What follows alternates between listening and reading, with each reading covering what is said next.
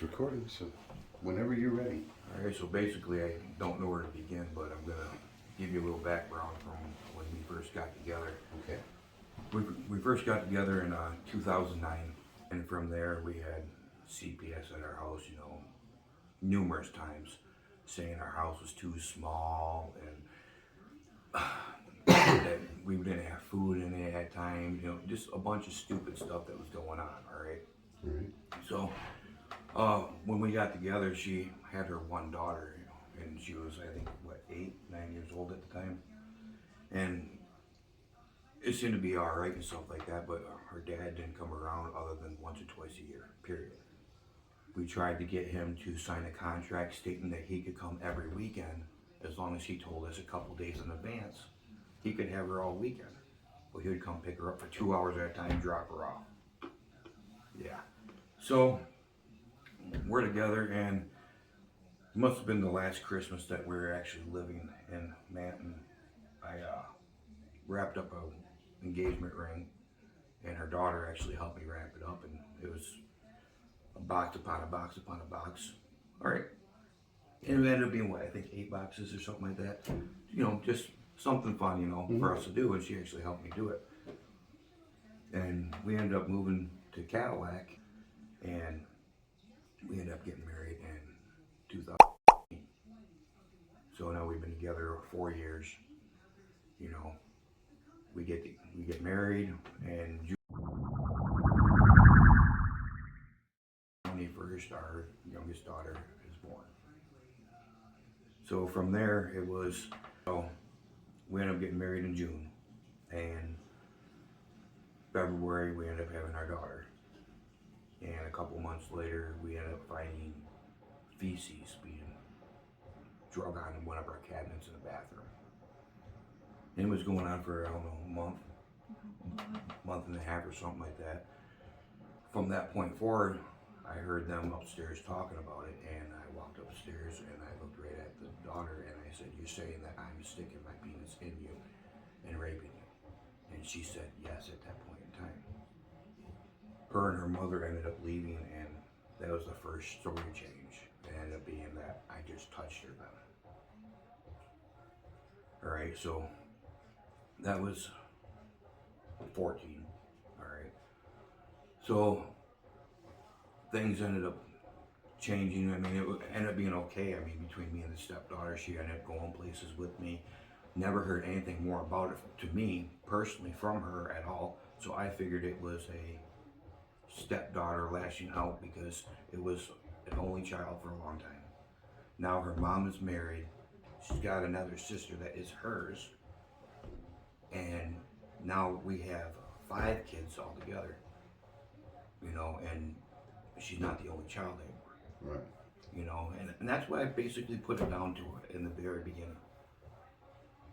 So, I mean, she went to work with me. I went and picked her up from work herself when she worked at a different job, and she didn't want to walk home. She'd call me, and I'd load up the kids and that and go get her from work and come back. You know, and then it ended up being... you guys went hunting in the woods. Yeah, I gave her a loaded weapon, and we went out hunting in the woods. All right. So, now it's June of 2018. And she gives me a call and tells me there's 2 CPS people there and a state cop. And I'm out in Manton. So I actually turn around and I come all the way back into Cadillac. And I talk to these state police officer and the 2 CPS officers, whatever they are. Anyways, and now they're telling me that I am feeding the girl alcohol to get her drunk to rape her. Me, myself, I haven't drank myself in 15, 17 years because of a serious car accident I was in 2000, where I was dead 3 times and brought back to life. Alright, so I don't drink because it makes me very sick. I don't even buy alcohol for anyone. My buddies won't even ask me to buy them because I won't do it. Alright, so now I'm out supposedly giving her alcohol. So this is the end of June, and now it's the very end of July, which is over 30 days later. and I'm talking to the CPS investigator. I don't know if I can say his name right now or not, but Okay. They're public employees. okay, Evan Chandler. He is a CPS investigator, and I'm asking him, what's going on with this? It's over your 30 mandated days to file a termination of parental rights or anything against me. And he's like, I'm waiting for the prosecutor to see what he's going to do. So, I don't know, it must have been a day later, 2 days later, I get a call from Trooper Tillman, which is a state trooper, the one that was at the house that day. And she tells me that the prosecutor told her that there is no evidence of anything, that they were not going to press charges. A day later, Evan Chandler is where I'm staying in Canton, and he's filing a termination of parental rights against me. That's weird. So, of 20 was my first hearing. Sandy was put on the stand, and she was asked a bunch of questions, whether or not she ever found bloody underwear or bloody sheets or anything like that. If she ever found any alcohol bottles hidden in the house, or there's a bunch of questions on that order. All right. She even was asked, have you ever seen bruises between her legs or her walking funny, stuff like that. And that's when Sandy had to tell him, and that she had no reason to ever look. All right. They put Evan Chandler on the stand. My lawyer asked him a bunch of questions. Well, she was getting drunk in that. Did you talk to the school to see if she's coming in smelling like it? Was she going home from school sick all the time? Was she lashing out at school? Did you go talk to any of her teachers? Did you go talk to any of his family? Did you go talk to any of her family? And it was nope, nope, nope, nope, nope, nope, nope. My lawyer finally looks at him and goes, what did you investigate? Evan Chandler goes, I didn't investigate. I took her word for it. So he's off the stand now.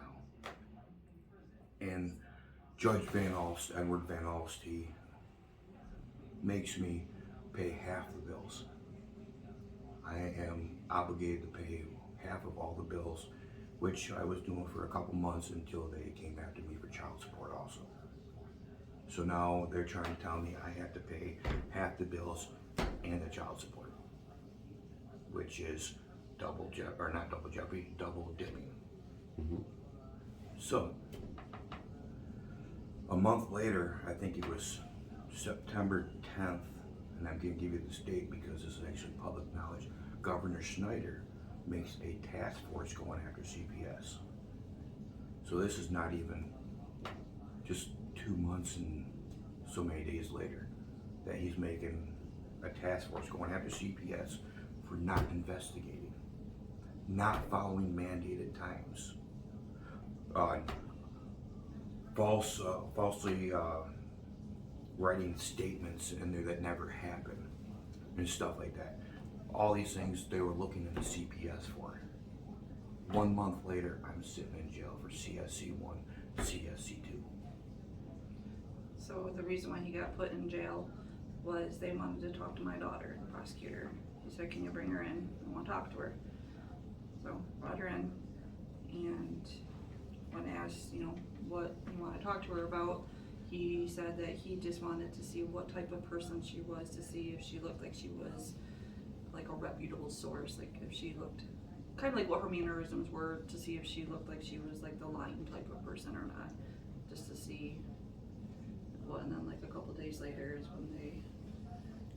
So the prosecutor wanted to see if she looked like a lying type of person? Yeah, not in those words, but pretty much like that's what he was saying. Like, I want to see what type of person she was. And that was Jason Elmore, which is now a judge here in Wexford County. Okay. All right, so as I sat in the jail cell for, I don't know, roughly 76 hours or so, I was messed up from that car accident. I'm asking for ibuprofen. We didn't even see a CO for hours upon hours. Our food tasted like it was horrible. All right. So I go in front of Audrey Van Alst, which is the district court judge. And this is exactly how Edward she Van did. Alst's sister. Yes, Edward Van Alt's sister, which is the family court. And then she's the district court. She goes just like this with the paperwork. I don't know much about this case, and there's not much here. That's exactly what she said. So I ended up, at first it was $100,000 bond. They let me out on a PR bond. So here I am, I'm out on a PR bond for, well, until September of 21. So we'll go back. We had a few court hearings throughout that time period and stuff like that, and then my first trial ended up being. And they offered me for a plea deal, no jail time. There were many plea deals before this too. That Oh, they of were course, offered. they always do that. Yeah. And this plea deal was no jail time, no prison time, no court cost, no probation, but I have to register for the rest of my life, and I lose my kids. I said no. So we went in for trial. We picked the jury. We swore the jury in. I got to listen to Jason Elmore, call me a predator probably a good 40 times, 50 times in the 7 minutes of his opening speech. All right. My lawyer gets up there and he's laying out the timeline. He's showing when me and her got together. He's showing pictures of our house together during that time period, how happy we were, all this stuff. And then he gets to the timeline of June 18, August, when Evan Chandler admitted I did not investigate. I took her word for it. He even brought up September, I do believe, in the opening where Governor Schneider makes a task force going after him. And then says how they weren't gonna, the prosecutor wasn't gonna press charges on me. And then how in October they were gonna press charges. Jason Elmore, the outstanding citizen that he is, the first class guy, you know, prosecutor sitting at a table and all he's doing is like the whole time as my opening speech is being done. Yeah. So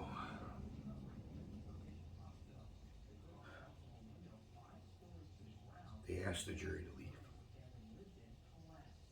The judge gets up there, which is Judge Fagerman. And Judge Fagerman tells us that we cannot use our timeline because it implements the prosecution to be a witness in their own case and makes the county look bad. So we can't use my defense of actual evidence of events that happened, the timeline that was true. We can't use it because it makes the county look bad. So the truth is not allowed in court. The truth is not allowed in court. When they were trying to, in Audrey Van Alst, I had to go there to see if there's enough evidence bounded over for that trial. They, I'll edit it out, but do you remember what date that was? What court date that was? which one, for what the When trial? you said that in the trial. That was July of 19. It was the beginning of July. And that was in the circuit court or the district court? That was in circuit court, and that was right around the middle. Because another one of the guys I just met that is going through some stuff right now, you met his father the other day. Okay, yeah. His trial was just before mine on the same month. I wonder if they were broadcasting to YouTube back then or not. I don't have a clue. So during the district court to see if there's enough evidence that bounded over to have that trial, they brought in the victim. And she comes in, she's all just happy-go-lucky all the way through the, you know. She gets up on the stand. Her and Jason Elmore, which is a prosecutor, can't keep the timeline straight. They're bouncing back and forth. They don't even know what the hell they're talking about. They can't even keep their story straight. And then one thing that really pissed me off is when they asked her, when was the first time that he raped you? And she was like 9 or 10 years old. Well, how did it feel? And she starts laughing and flipping her hair. It hurt. But Audrey Van Alst, to cover up for Edward Van Alst, allowing no investigation and past the 30 mandated days, covered up for her brother and forced me into a trial or into the circuit court. That's crazy. What's even crazier is during my opening timeline at my trial, my lawyer brings up 4 reports from the time period that we moved into Manton. Because that's the only time period that she says that anything ever happened was from 09 to 12. So he brings up a report, and it's actually CPS asking her, in 10, if I was molesting her, raping her. And Anna says no. Another one in 11. She was asked again, is he raping you? Is he molesting you? No. Well, what do you like about him? Oh, he takes me places, he takes care of me, he has fun with me, blah, blah. Just a big old long list of stuff. All right? There's another one, same thing. Another one, same thing. All right? So that trial ended up being a mistrial because Elmore complained about my expert. My expert is one of only like 60 in America that is an expert in this field. He can read forensic interviews, and he can actually pretty much tell you why this girl was saying what she's saying. So he got mad and he said that our expert was too good and his expert couldn't rebuttal my expert because she wasn't qualified. Now, here's the thing, all right? October of 21, towards the end, after I got out of jail, I hired my lawyer and he told the courts and the prosecutor who my expert was, his qualifications, in the scope of what he was going to testify to. This is in October. Jason Elmore, Hold on, you said October 21 earlier, don't you mean October of 18? right, October 18, Okay. sorry. So many dates to remember. Right. It's I was in court 30 times. Between neglect and abuse cases and CSC 1 and CSC 2 cases. Almost, I think it was 30 times with my trials. Wow. All right. So Elmore waited until February of 19 to find his expert. 4 months later, Elmore finds his expert, but complains at my trial that his expert can't rebuttal my expert. How is that my fault that you didn't do your job? Yeah, it's not your fault. But now he's complaining that he doesn't know word for word what my expert's going to say. Do you know word for word what you're going to say to someone when you meet them? Absolutely not. Because it all depends on what the other person's saying. Right. It's going to change with the flow. In the paperwork, that was what it said. He didn't know word for word what my expert was going to say. Yeah. So it ended up in a mistrial. My lawyer said no. We got him actually the proof of what he was going to say by actually it was midnight the night before, and by 2 o'clock in the morning, Elmore's asking for a mistrial. So we went in there and had a mistrial. And so I appealed it into double jeopardy. And it went to the appeals courts. And by this time, Elmore is now a judge because he was voted in. And now Corey Wiggins is the prosecutor. Corey Wiggins gets on there, and my lawyer, my appeals lawyer from Detroit, she had a case that happened, I think it was 1992, 1994, or something like that, where it ended up in a mistrial and it was double jeopardy. Corey Wiggins stated, that was a long time ago, that shouldn't be relevant to nowadays. So does that mean, in his eyes, the Constitution is from way back then, it shouldn't be relevant to now? Sounds that way. I don't get it. So I ended up losing in the appeals. So I appealed it to the Supreme Court. And by this time, my face is all over TV. My name is in the newspapers. I'm losing jobs. I have people looking at me differently. I don't even know what the heck is going on anymore. So by this time now, pandemic happens. I was seeing my kids 2 days a week, 2 hours a day, supervised under, not magnifying glass, but a camera and a microphone.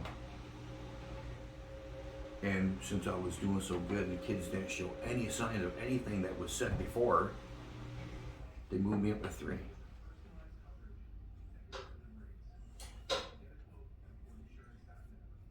Right around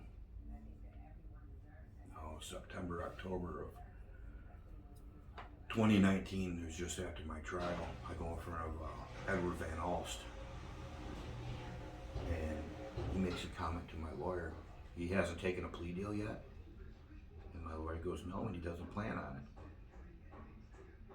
it. And we can't do anything with this case for termination of parental rights because according to laws, the criminal has to be done before the family court can be done. Because if you win the criminal, it's going to set precedence on that. If you lose the criminal, it's going to set precedence over that. So of course we're on limbo there. Well, 2 weeks later, I'm taken back off of 3 days a week, back down to 2 days a week visitations, and told if I want to see my kids, I have to pay $210 a week. At the certain center we were going to, Yeah. So for the next, I don't know. And since it was the pandemic, DHS didn't allow anything to happen there. So you had to pretty much take him bowling or something and pay money to just see his kids type of a thing. At first it was 6-7 months of video chat. Oh, yeah. That's all I got. And it was, 20 minutes, half an hour, whatever we could keep the focus on. But I was told when they started letting us see each other again that if we did it at the CPS building, which is also DHHS, if we took off our masks for any reason, I'll lose my visits. I brought food for my kids every visit. I brought drinks for my kids every visit. I brought them something to do every visit. I was told that I was one of the only ones ever to do that. On birthdays and holidays. I made them special dinners. I made them their meatloaf, I made them chicken, I made them anything I could just so I could see them and have a dinner with them. I couldn't see them on Christmas Day, I couldn't see them on Thanksgivings. I couldn't see them on their birthdays usually. My birthdays, no. My times were changed from the mornings to nights to afternoons to all over the place. They didn't care about my work. They didn't care about me trying to make money. They're telling me I have to pay half the bills. I have to pay this child support.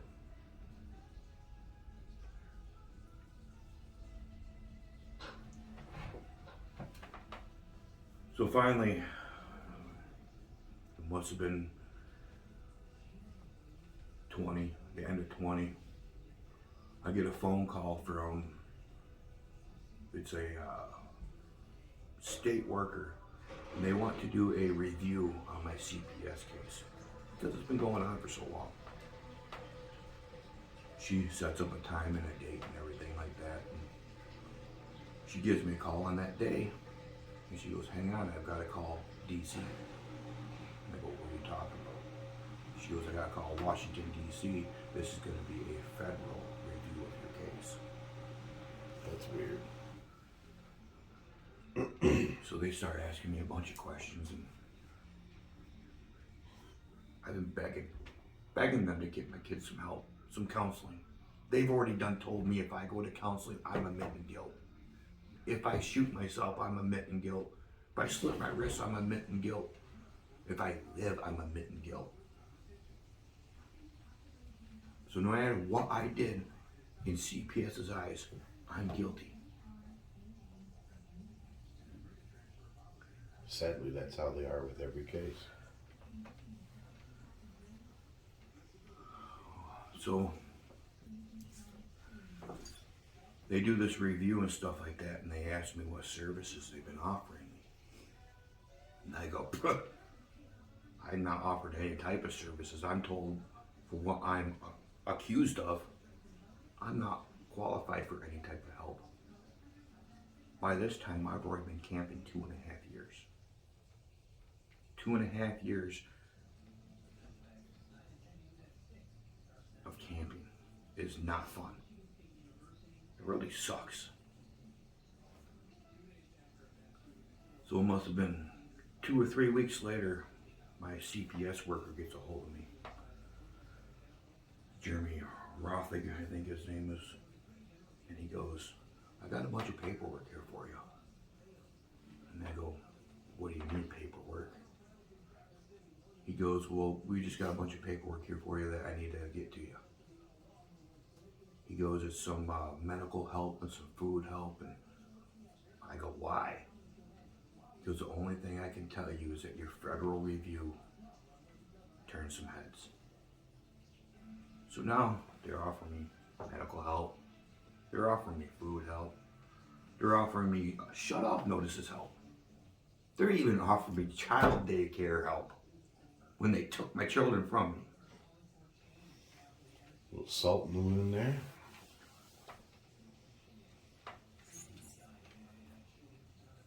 So that was 20. Now we end up having another pre-trial for the termination of parental rights. And we go in there, and I can't remember if it's June, July, something like that. But Edward Van Laal says, "Well, you know what? We waited long enough. We're going to proceed forward with the termination of parental rights."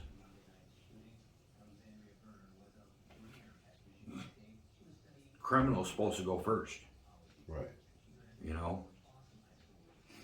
But no. The middle of September 21. They put on the stand, talk to her. They put the quote unquote victim on the stand. And during her testimony, She was first. well, I'm just saying, Yeah. you know, during her testimony, her story changed 2 more times. Now there's just roughly 9 to 10 different stories. So they've sequestered her back into the back, and they put Evan Chandler on the stand. The only person to show up for the victim was one of her friends, and during the testimonies of people, her friend would walk out of the courtroom, go back and tell her what's being said, and then go back in the courtroom, listen, go walk back out and tell her what was said, walk back in. Yeah, the whole first day. So Evan Chandler's on the stand. And the prosecutors asked him a bunch of questions, and he's, "Yep, I'm king shit here, and I'm the government, and no one can take me down." And they ask him, you know, what did you investigate? He's like, I thoroughly investigated everything I could. So my lawyer gets up and he goes, you investigated everything, huh? It's okay. So he hands out a piece of paper to everyone, or a booklet, whatever. And he goes, Evan Chandler, take your time to review this. He goes, what kind of case? What is this? He goes, this is a legal CPS document. He goes, okay, could you turn to this page? And he gets there.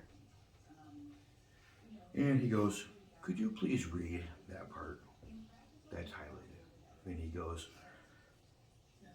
the victim was asked if Sean was raping her or molesting her in 2010. And it was no. He goes, okay. And you never seen this before? He goes, no. So he hands out another one. Same thing. Legal CPS document. The victim's saying again, no, he hasn't touched me. He's not doing that kind of stuff. He hands out another one. And another one. My lawyer's like, have you seen these? He goes, no, I have not. My lawyer goes, but this is during the time period that she states that this is going on. So how is it that you've never seen these before? But she says that this was going on during this time period, yet you investigated, and if you could have found these, we could have stopped something back then.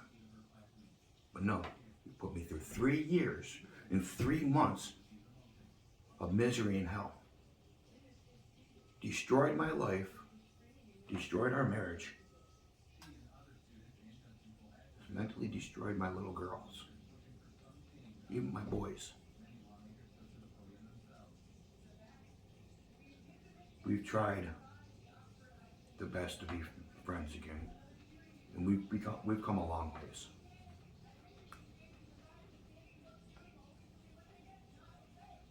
But the problem is those 4 reports were falsely accused to me or about me from my ex that I have 2 kids with.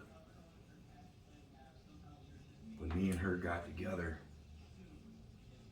I was fighting to keep my children away from her uncle that just got out of prison for being a child molester. We went to court over my children, and his mother had to go on the stand and state he likes 2 and 3-year-olds. I caught my son messing with himself, and he tells me, shh, Uncle Dee. I take him and make sure nothing happened to him. He was grooming him to do things to him. During the same time period as these 4 false reports against me, I'm fighting to keep him away from my kids that he's doing things to. I've even gone to CPS and we had a meeting with like 7, 8, 10 families that were worried about him doing things, just to try and keep him away from kids. And during this whole time period that I'm trying to do this, I'm getting falsely accused of raping and molesting. 4 different times. When that didn't work, these same people made 2 false reports against my oldest son. So now there's 6 reports in the same time period. False reports. CPS comes in, my son's gotta leave. My older son's gotta leave. So during my time period, when I have my other younger ones at that time. Because it was against the little girl at the time. It was against my youngest daughter. Like he was touching his little sister type of thing. Yeah. So they tell me I can't have my daughter for my visitation because I'll coerce her to say something else. So me and her have to drive to Midland. It was Midland, wasn't it? To the advocacy center. And I don't get to see, sorry, you have to edit that, sorry. I won't be able to see my one daughter at that time until she comes out, and then I can have custody of her and take her home. Okay. when it was our day originally to get the kids back. And the mother said, nope, we will meet you down in Midland. Normally we met them at like 9 o'clock in the morning, when we could have easily got them at 9 o'clock, and she said, no. And here's the crazy part about it. She didn't even come to this county that she lives in to make the report. She went to Osceola County, Reed City, to make the report and didn't even take the child to make the report. So now my oldest son can't come around. So I abided by the rules. 2 months later, I'm like, what the heck's going on? I get a hold of CP. Oh, there's no evidence or anything, so we close the case. Thanks for telling me. Well, the little girl, Dereliction of duty. the little girl in the case said, we were still in the building, and the person who does interviews or whatever came out and she spoke with us, and she said, yeah, she's saying that her older brother is touching her and everything, and we got her at that time. We were heading home, and she's like, I talked to that lady, and we're like, yeah, you know, you told us your brother wasn't doing anything. She goes, well, my Amma told me to say it. So that family is telling these kids what to say. When I went to CPS with this, I'm a father causing problems. When I went to CPS, when my kids had to give up their bedrooms for her mother's family to sleep, they had to sleep on the floor in the living room. Alright, I call CPS on her. I'm a father causing problems. I call it about David Royce Jr., which is a convicted sex offender, which is the uncle. Being around the children, I'm a father causing problems. And you can see the kids' jackets and backpacks in the background, and there's underage drinking and pot smoking going on, and there's pictures all over Facebook about it. There's Went pictures to the all over. cops. I went to the cops. Sorry. Yeah, we went to the cops and they said, well, the caption is, I'm high right now. Could they mean high on life? Yeah, sure, you could be. Is that what it probably means? No, but we can't do anything about it since it was 2 days ago.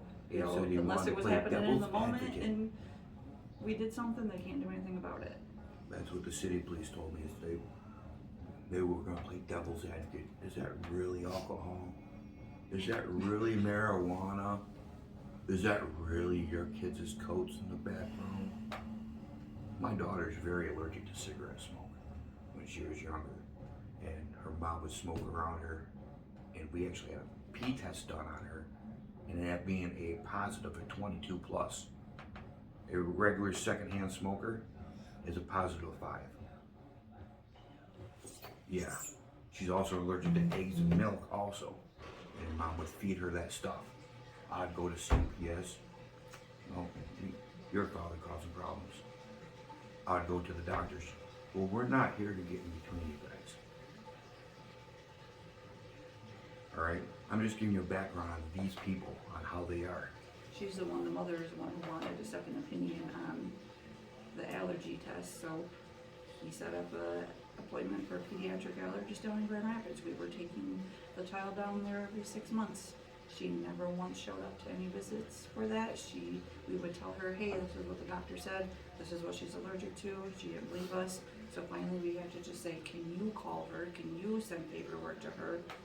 She didn't want to believe anything because she's the one who wanted all these tests done, but doesn't show up to any of them. We even counted her pills. We marked on the bottles of where the medicine was at and everything like that. Sent her Her medicine back. inhalers had counters on them. They should be this. We sent her back with this many on the counter. She came back with this many when there should have been this much gone. There was only this much gone, type of a thing. Like not giving her medications. Like, But I'm a father causing problems because I'm trying to take care of my child the best that I can.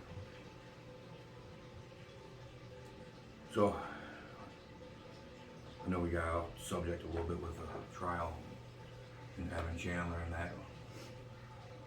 oh, but then when it didn't work with the younger daughter, everything, there was not enough evidence, whatever, what, month? No, it was within the same week that Right. my And then, oldest son well, came home. Now, the other brother, which is her full brother, is now doing things. No, sorry. his older son is now doing things to the other brother, which is full blood to the little girl that was just, so When he they came, did, when it didn't work with the girl, now they're like, oh, well, now he's doing things to the brother, like, you know.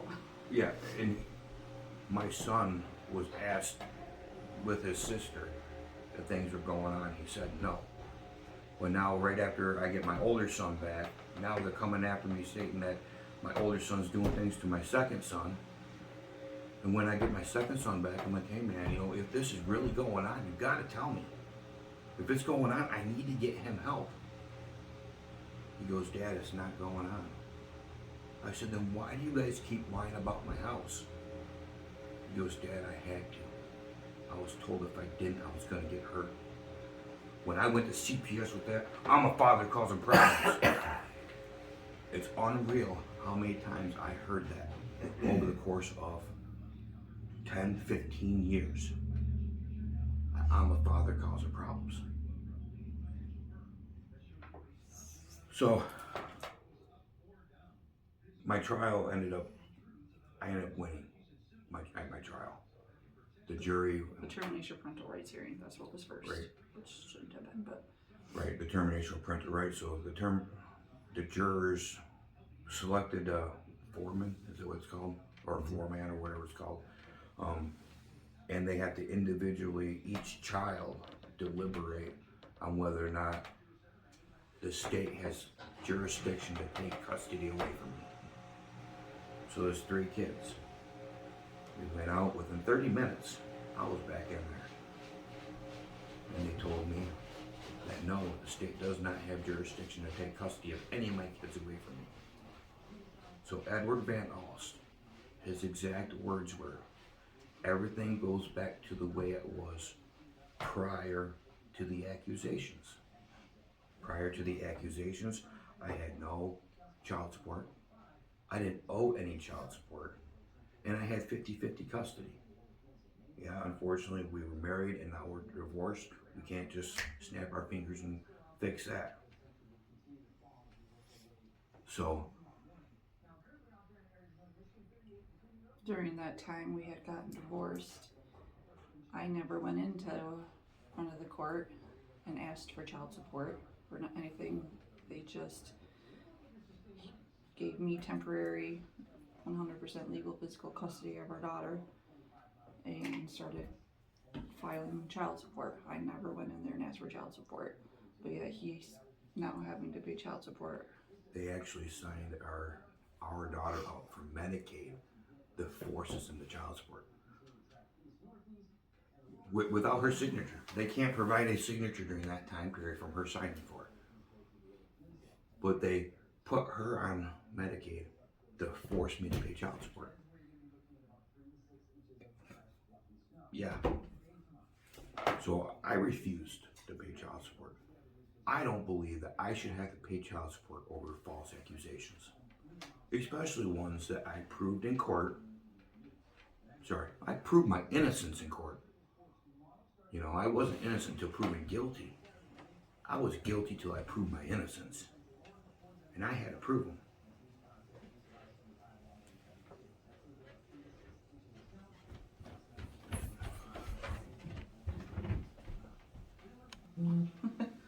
I think we're at the end of the trial of termination of parental rights, where I ended up winning the children back and everything was supposed to go back to the way it was.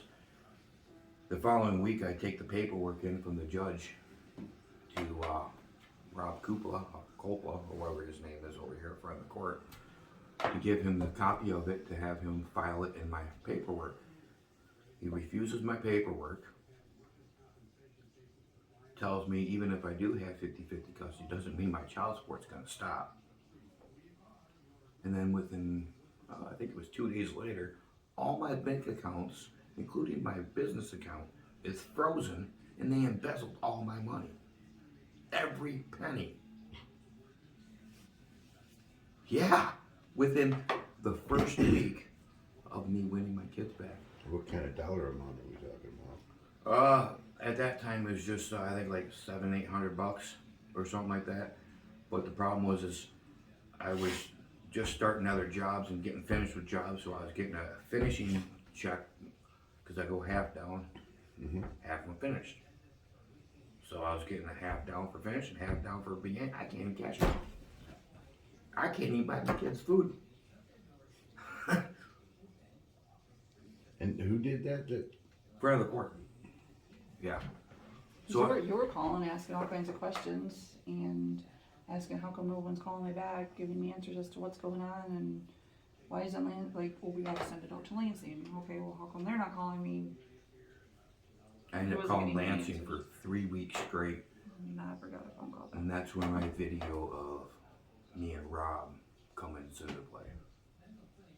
Something told me that day, video, something's gonna happen. I didn't know at this time period that Rob just charged another guy with terrorism acts because he said he was going to use the First Amendment rights. And he quoted a event that happened, a historical event that happened in the United States. He just quoted it. And he ended terrorism charges right around the same time period that I took that video of me and Rob. So now we're like, gosh, it must have been another year now. And I finally get paperwork for my first show cause for child support. Go back to, you wanted your kids back in September. October, you had your, Oh yeah, I guess I could tell you about my criminal charges. I mean, that was a pretty big deal there. Right, yeah. I ended up going back in for the criminal charges, CSC 1, CSC 2, 2 weeks after for our final pre-trial. Just before the trial it was supposed to start. And they offered me 1 year in prison for aggravated assault on a child. That was what they offered me. And I told them no. So my lawyer goes back and tells him, and the judge tells him, tell him I'll give him no jail time. I just won my kids. Now you want me to take a plea deal of aggravated assault on a child? So now you guys can take my kids away from me again? No. I looked right at my lawyer and said, go back and tell the judge that's the bitch way out. I will not do that. I did not come over 3 years to just take a plea deal. Just to make you guys happy. and what did he say? If you lose your case, what is he gonna do? The judge, well, he threatened me. He told me that if I take this to trial and when I lose, he will give me life. And I said, fine, let's do this. A week later, they called me and said that they dropped all charges, dismissed the case.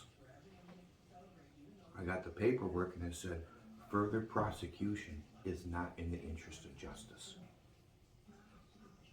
They don't just put those words on there for no reason. Right. Those are there for a reason because they know I'm innocent. Mm-hmm. You know, if it was just dismissed, it would be dismissed.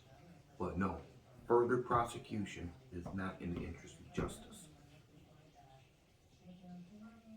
So now my criminal case is over 3 years and 3 months later. And probably $10,000-$20,000 for the lawyer at least. That'd be amazing if it was. Got it. Well, 80,000? I'm at $80,000. Oh my God. I have paid close to $40,000. All the times you had to go to court, And 30 plus times. well, that's- heck, it cost me roughly $5,000 because my public defender, my very first court case, and I had my lawyer that I hired, but I only hired him for a limited appearance. All right, so it cost me $1,000 for that one limited appearance for him to show up. I'm sitting there, I'm like, he just admitted he didn't investigate. He took her word for it. It's past the 30 mandated days. You know, they're gonna throw this out. No. When I went back to court the next time, I didn't have my lawyer that I hired because I figured, you know, it's gonna be thrown out. No, not at all. This public defender, I'm sitting there and they're talking about taking me to trial for termination now. And I tell them, do not do anything with my case I'm gonna hire my lawyer back. That within 24 hours, this public defender, Brian Hoffman, signs me up for a trial by judge. Which I didn't know they also did to another guy. You met his father. At the exact same time periods. It's amazing how things were working at that time. Right. Trying to slip things through. Right. Oh, well, we'll just do the trial by judge and the judge is just going to do whatever he wants. No, that's not how it works. We have jury trials with our peers for a reason. Because judges are too biased. They only care about their conviction rates. They only care about how much more money they can revenue for this county. No.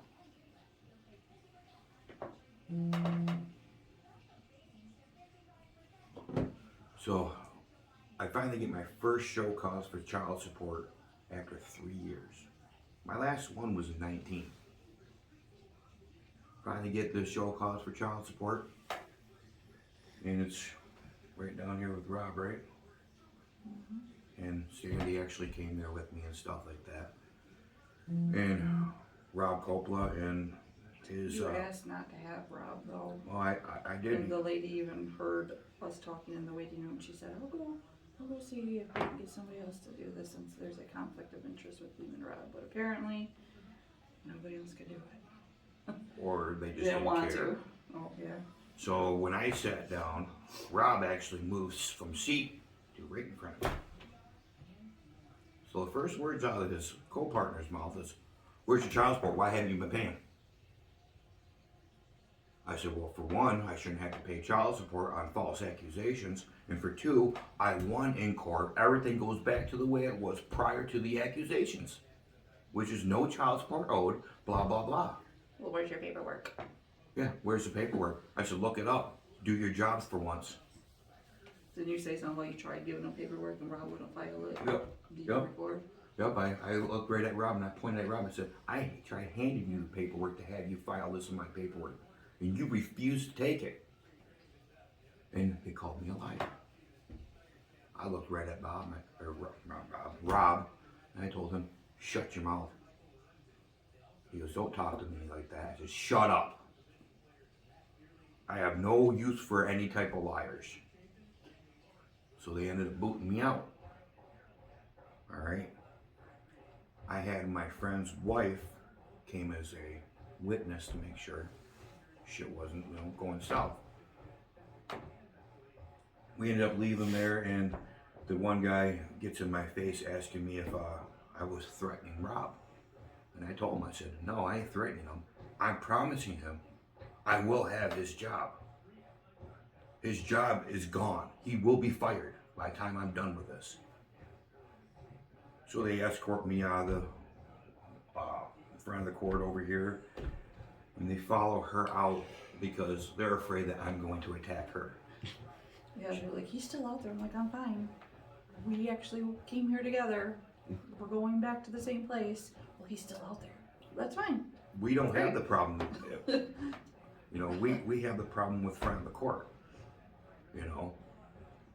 So I ended up getting paperwork stating that I did not show to that front of the court hearing. Yeah. Neither I didn't show up and he didn't show Which up. is falsifying court documents, which from what I understand is a 14-year felony.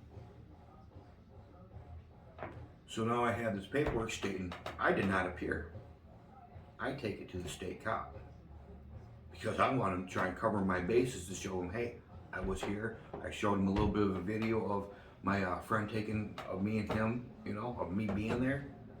I tried giving him a letter showing him that I was at this front of the court hearing, and then I hand him the paperwork showing that I did not appear. And that's actually my second video on my YouTube. I don't know if you got a chance to watch it or not. No, I didn't. All right, I'll give you the link to be able to see that before you leave. Okay. And by the end of that one, he's like, what is an investigation? If I could talk to one person for 8 hours, and I think I did a pretty good investigation. I said, that depends on how many people you have to talk to. If you have 10 people to talk to and you only talk to one, you're not doing a very good job then. Right. You'd say that that's a good investigation.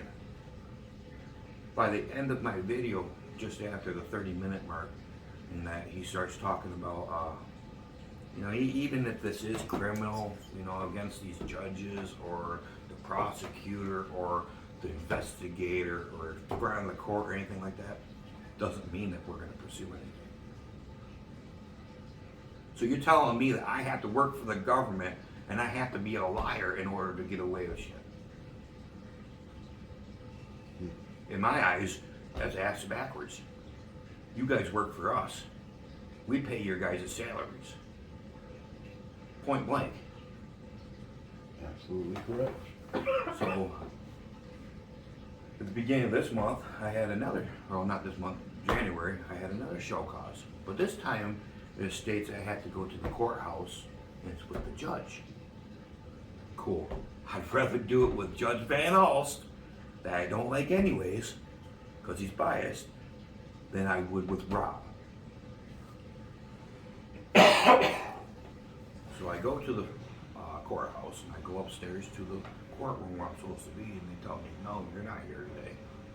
You're downstairs. Rob's doing show causes downstairs now. Excuse me? None of these papers are signed, which are illegal Right. documents. But yet they keep sending them out to everyone. Illegal freaking documents, not signed. But I still showed up, because if I don't show up, what happens to me? I go to jail. So I showed up. Rob comes in, and I'm just sitting there like, I walk right up the steps and I talk to the lady behind the counter and said, can you please ask the judge if I can do this in front of him so I can get this on the record? She leaves, she goes back to the back, comes back out and says, no, you have to go downstairs and do it with Rob. I'm like, well, it states that I cannot videotape inside that courtroom. It does not state I cannot videotape anywhere else in here. I said, so inside that little room where I'm gonna be, I will videotape every little second of it, because I do not trust Rob. He is a liar. This other lady comes around the corner, she points her finger at me, she goes, you need to go downstairs right now and have your meeting with Rob. Okay, fine. I'll videotape it. I said, but I'm gonna videotape because I need to protect myself. I went down the steps. She, the same lady that pointed her finger at me, come down the steps also a couple minutes later, and she comes around the corner and she goes, Mr. Miller, we're gonna be having your hearing in front of the judge. We're just waiting for their attorney to get here. Okay, no problem. So the friend of the court's attorney is Robert Ringstrom. Robert Ringstrom was also the ad litem of my children at that time period of all that crap going on. So I try to talk to him about everything going on. He's like, no, you still owe the child support. You still owe from here to here. Okay, let's go in front of the judge. So we get in front of the judge, and they're like, oh, well, he's mistaken that he doesn't have to pay the child support because you stated everything goes back to the way it was and blah, blah, blah, blah. He goes, well, no, you still have to pay the child support from the time period it started until the day that you won in court. It makes no sense. And I said, so you're telling me that I had to pay child support to a woman that I can prove her and her family maliciously destroyed me and my family, if I can get you guys to do the right thing? And he goes, that doesn't have anything to do with it. It has everything to do with it. If you guys went ahead and allowed all the false accusations against me and my family, all those times, 6 times in 3 years, really? And it's all the same thing, and yet you guys don't see a problem with that? You guys don't see a series of false accusations? And I bet they never pursued charges against them for filing false police reports, right? No, they have not. Because that's a crime too. To this point, they have not. Which I am actually pushing more. You know, last year I even emailed Wiggins. You know, I tried going in there and talking to him. He refused to talk to me. I tried emailing him and saying, hey, you know, why don't you look into this? You know, there's perjury going on in your courtroom, and you guys aren't doing anything about it. Never heard nothing back from him. Which, did you think anything differently was going to happen? So, now, since then, I have gone to CPS, and I had a meeting, and I have filed a grievance against Evan Chandler for deprivation of rights. I do believe it's Section 242, Article 18, or something like that of the Constitution. And it states that he can be criminally charged. Absolutely. So I file that. They tell me, give us a week, we'll have it typed out. And almost 2 weeks go by, and she texts me, goes, I haven't had time to type that up yet, which is Carrie Marvin from CPS. Like a day or two later, I get a message. I finally got that typed up, and I messaged Mike Cardinal, which is her, one of her managers, I guess. And I was like, all right, you know, so I was going to give him a couple days to be able to review it or whatnot. So I get a message from him Monday, and he wants to talk. I think it was Monday. Maybe it was, I think it was Monday, yeah. Anyways, so This week. I went to CPS this week, and I went in there and tried to get Mike to come out, and he's not there. He works remotely from home. So I text him and say, hey, let's do a face-to-face so we can talk about this. So he calls me and he wants to do it on the phone. Every time that I tried to speak, he interrupted me and then made it my fault. You know, then he hung up on me 3 times. After the second time of hanging up on me, I said, I called him back and I said, you realize that you're in violation of 242, Title 18 now too? And I tried to explain to him. He goes, oh, you misunderstand that. You don't understand what you're talking about. No, they don't understand. So he hung up on me again. I called him back and he goes, this is your last chance. And I go, no, motherfucker, this is your last chance. He hung up on me again. I walked right back in the DHHS CPS building, and I asked to file a grievance against them. So one of the managers come out, and I actually had that on video too. And at the end, she's like, are you videoing me right now? And I go, yes, I am. Well, I wish you would have told me that first. I said, I gotta protect myself. Point blank. So she goes in the back, and as I turn around to walk out, I see this guy that I know, and he's just like, wow, man, I can't believe that that's been going on to you. And we end up talking for about a good half an hour, and she ended up coming back out, and she goes, Mr. Miller, can you come in tomorrow at 1 o'clock, and we'll have a meeting with Mike Cardinal. I'll make time. So yesterday, I went in there, and I had a meeting with him, and basically they told me that they have to uphold my constitutional rights. Well, if that's true, why am I guilty in their eyes? Right? Right.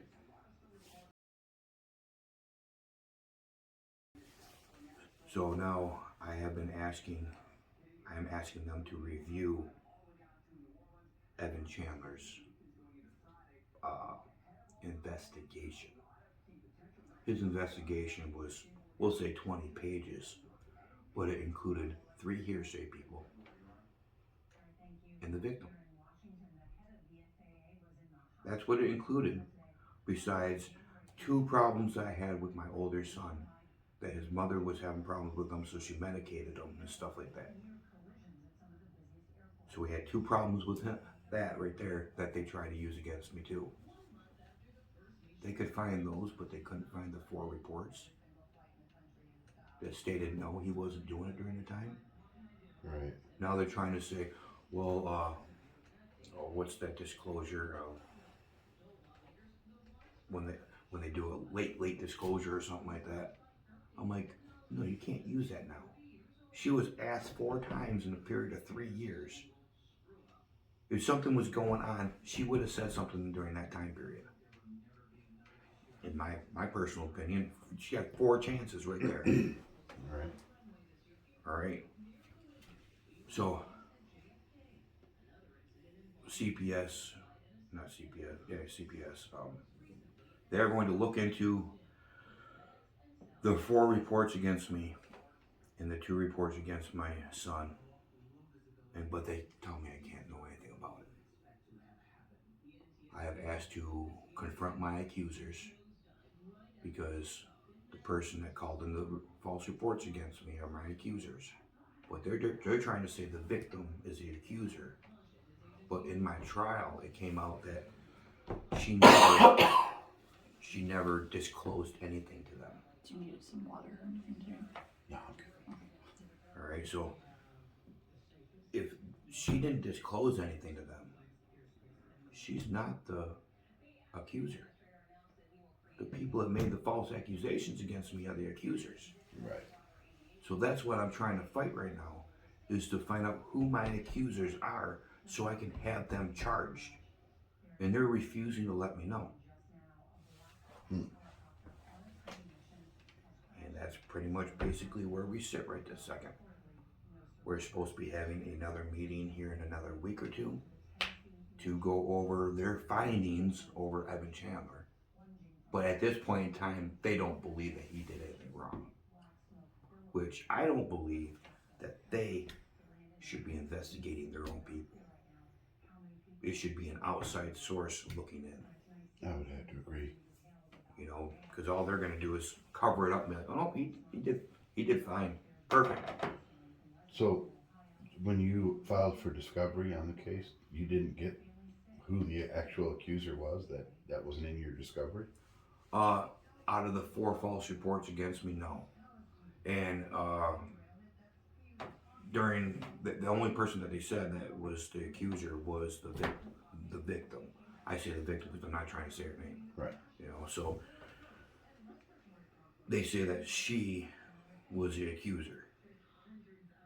But what ended up happening was she told her boyfriend's mom that worked at the schools, and she's a mandated reporter, and his mom called it in.